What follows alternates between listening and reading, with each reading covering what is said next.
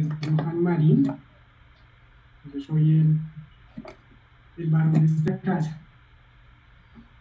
Y pues para el día de hoy, para la cuenta de Homer, para hoy día 3, y queremos dejar una pequeña enseñanza. Entonces, es algo que el padre le reveló a mi esposa y me pidió el favor de que hiciera una pequeña enseñanza para mostrársela a ustedes, y esperamos que pues, este mensaje que queremos dejar pues, sea comprendido, que pues, lo pueda explicar de la mejor manera, ya que esta es mi primera vez delante como de una cámara, ¿no? Y pues ya hay un público que está al otro lado.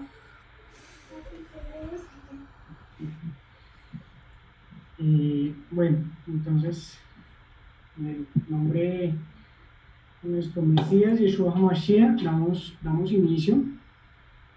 Sé que para esta semana tenemos un tema muy bonito, tenemos una palabra la cual hemos estado trabajando, la cual es la benevolencia. Ya el pastor el pastor Roberto y la pastora Pili ya nos había comentado que pues algunas características de esta palabra, que en hebreo es yesed. Pero entonces estábamos hablando con mi esposa y haciendo haciendo una pequeña reflexión cuando empecé a realizar esta pequeña enseñanza, y es desglosar esta palabra de alguna manera, mostrar algo muy bonito que hay ahí, y es que la benevolencia como definición tiene que ser la voluntad de ser bueno, de ser bueno con hacia otras personas, pero no tal como una definición. Podemos verlo que al buscar otros sinónimos de esta palabra tenemos la palabra benignidad, en hebreo es samba, son esencias, es la esencia de esta palabra. Nos dice que es algo que viene desde que te engendran y no se da en cuanto a la crianza que nos dan nuestros padres, nuestra sociedad, la escuela, el colegio, sino que ya naces con esto, ¿sí? A algunos nos cuesta desarrollar estas habilidades, otros ya son muy naturales. Es a lo que viene a decir la palabra benevolencia, sed y ambaj, benignidad, y son similares. Pero entonces esto se da en expresiones como lo es el ser bondadoso y el ser generoso. Vemos ahí reflejado al Mesías, ¿sí? Una pequeña relación, una pequeña característica de las que él tiene, de las muchas que él tiene, porque vemos que la voluntad de Hashem es hacerse carne y entregarse por nosotros, a la cual él en la palabra dice que él vino a servir y no a ser servido. Y vemos que él curó enfermos, devolvió la vista a ciegos, levantó muertos y realizó una serie de acciones a las cuales son acciones a las cuales se da el servicio a otros, ¿sí? Se da la benevolencia hacia el prójimo. Entonces, en muchas de estas cosas nos muestran al Mesías representado en la benevolencia y en la benignidad, que son esencias de él ya viene con esto, ¿sí? Entonces nos muestra que desde muy pequeño viene con este chip, ¿sí? Digámoslo así, este chip de trabajo, ¿sí? Que es el servir al prójimo y a toda la creación del Padre. Entonces, por este punto, tenemos el desarrollo de esta palabra que queremos dejarles. Entonces, el tema de la cual queremos desarrollarnos con mi esposa, que queremos mostrarle, está en Primera de Reyes 17:8. Es algo muy bonito que también encontramos acá, porque hablamos de Elías y en uno de sus pasos, una de las travesías de Elías, ¿sí? Ya que es un profeta, ¿sí? pues bueno, en este título, de esta porción de la palabra, en Primera de Reyes 17, en el versículo 8, que empieza, dice la viuda de Sarepta. Ya muchos habremos leído y oído acerca de este versículo, de esta porción de la palabra. Entonces, vemos que Elías es un profeta mayor, y Elías en hebreo es Eliyahu.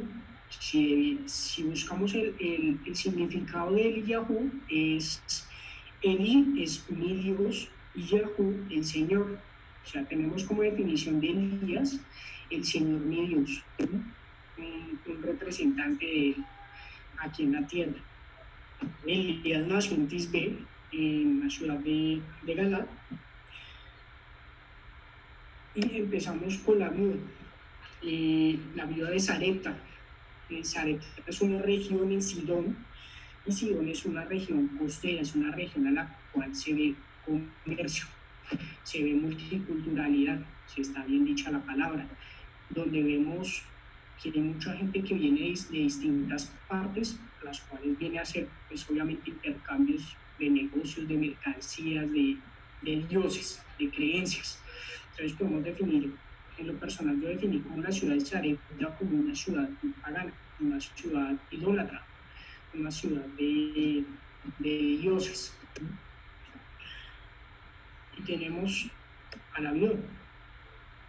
La viuda es una mujer, obviamente, que es muy mencionada en la palabra, a la cual el Señor, el Señor no la representa y no la manifiesta en distintas partes de la palabra.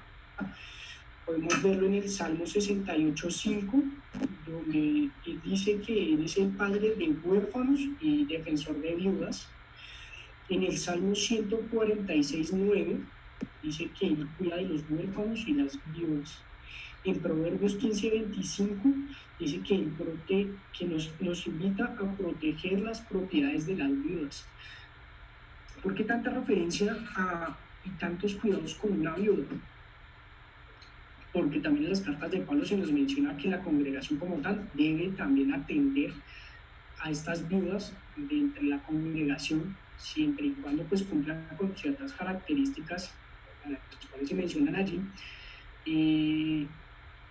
ya sea que pues uno cuente con más familiares, que sea mayor de cierta edad, como 60 años, estoy aproximando. Entonces nos invita como congregación también a estar ayudando a estas mujeres a las cuales han quedado en un abandono por parte de un varón, ¿sí? Por causas de fallecimiento del varón en este hogar. Entonces, para empezar, bueno, entonces ya algunos tenemos referencia del tema, de esta porción en 1 Reyes 17:8. Nosotros lo que hicimos fue, a lo que llegué después de leer y ver esta porción de la palabra, es que Elías nos representa a Yeshua, la Biblia nos representa al pueblo, a nosotros como nación, y Sarepta es esta región, es el mundo. Entonces vemos que Elías, por definición le dice mi Dios el Señor, como definición de su nombre, lo representa muy bien al Mesías, y la viuda lo representa a nosotros como nación, porque nosotros desde la creación rompimos ese vínculo matrimonial con el Creador. Por ende, en la línea histórica, pues vemos que el Padre que ha querido resarcir, que nosotros volvamos a unir estos lazos matrimoniales con Él, pero por circunstancias de la historia nosotros no lo hemos querido hacer, no ha llegado el momento. Entonces tenemos que la voluntad del Padre fue hacerse carne, enviar a nuestro Mesías, ¿sí? Para romper esta maldición. Entonces no solo somos la novia, sino también somos la viuda, porque estamos esperando nuevamente al Mesías para volver a cumplir este vínculo matrimonial con el Creador, ¿no? Por eso también nos la mencionan mucho, de mucho cuidado con estas personas en la palabra. Pero bueno, entonces empecemos. Nos dice que en el versículo 8, el padre le dice a Elías, Hashem le dice a Elías que vaya a la ciudad de Sarepta, ¿sí? Que allí él ya habló con una viuda, ya se le manifestó para que lo atendiera, para que lo ayudara en este momento en el que él iba a pasar por allí. Y en el versículo 10, cuando él llega a las puertas del pueblo, ve a la viuda, ya tiene claro quién es, ya que pues estas mujeres tienen ciertas características a las cuales a vista la reconoces. Uno es por la vestimenta y pues dos el semblante de estas mujeres cambia. Una mujer sola y viuda siempre va a tener como un semblante, un rostro muy diferente. Algunas rasgos faciales cambiarán y pues a vista lo puedes ver. Entonces vemos que allí Elías se acerca a ella y le pide agua, ¿sí? Ya sabían, él ya sabía por ende a quién iba al pueblo, a nosotros. Elías como Yeshua va al pueblo, viene a nosotros y nos va a pedir siempre algo. Lo vemos aquí en esta palabra, en esta porción de la palabra es donde Elías le pide agua y luego le pide pan. El Padre siempre nos va a pedir obediencia, nos va a pedir Shabbat, nos va a pedir diezmos, nos va a pedir pesa. Pero vemos que también nosotros como una nación, como un pueblo, como hijos a los cuales hemos roto este vínculo matrimonial con el Padre, en el versículo 12 nos damos el dolor que llevamos y la escasez a la cual el mundo nos ha llevado por mirar a otros lados a los cuales el Padre no nos quiere, a buscar otros dioses, a ver esto pagano y que nos ofrece el mundo, ¿sí? Que la verdad no es nada bueno. Porque aquí ella dice la Biblia, dice, le juro por el Señor su Dios que no tengo ni un pedazo de pan en la casa, solo me queda un puñado de harina en el frasco y un poquito de aceite en el fondo del pan. Es que alejados del Padre, lo único que nos queda es eso, poquitos, escasez, preocupaciones. Pero vemos que el Padre siempre nos va a dar una palabra de aliento. En el versículo 13, Elías dice, no tengas miedo y sigue adelante y haz exactamente lo que acabas de decir. ¿Sí? Vas a hacer comida, vas a hacer pan, vas a hacer provisión, ¿sí? Pero créele al Padre cuando lo vayas a hacer, cuando vayas a diezmar, cuando vayas a hacer un Shabbat, cuando vayas a hacer tus matzahs, créele que el Padre siempre va a estar contigo, va a estar bendiciéndote, siempre y cuando tú creas en Él, ¿sí? De lo que Él te pide y Él te demanda, da lo mejor, ¿sí?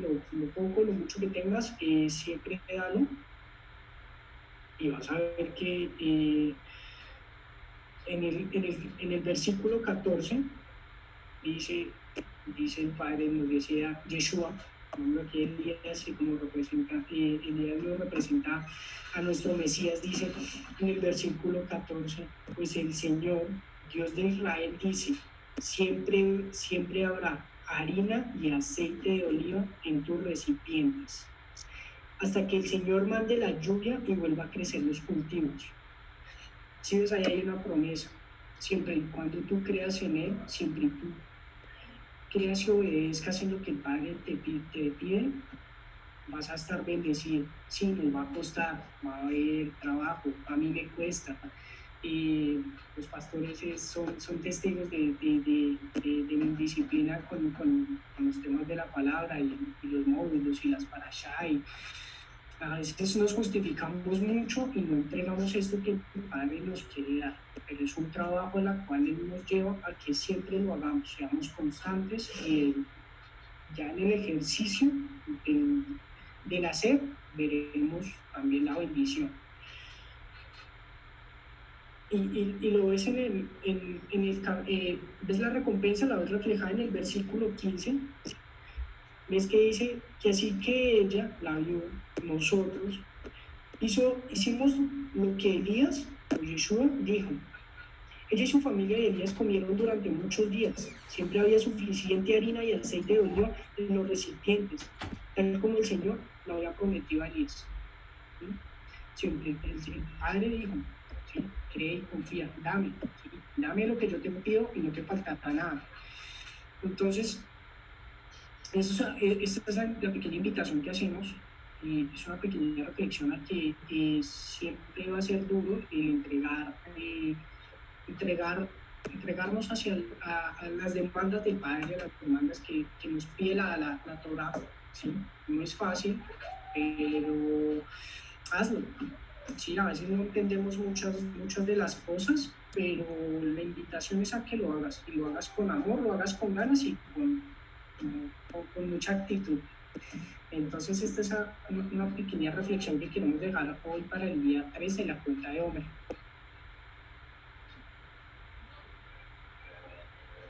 Gracias. Muy bonito. Amén, amén, hermano. Johan, amén. Excelente. Gracias, Felicitaciones. hermano Johan. Muchas gracias.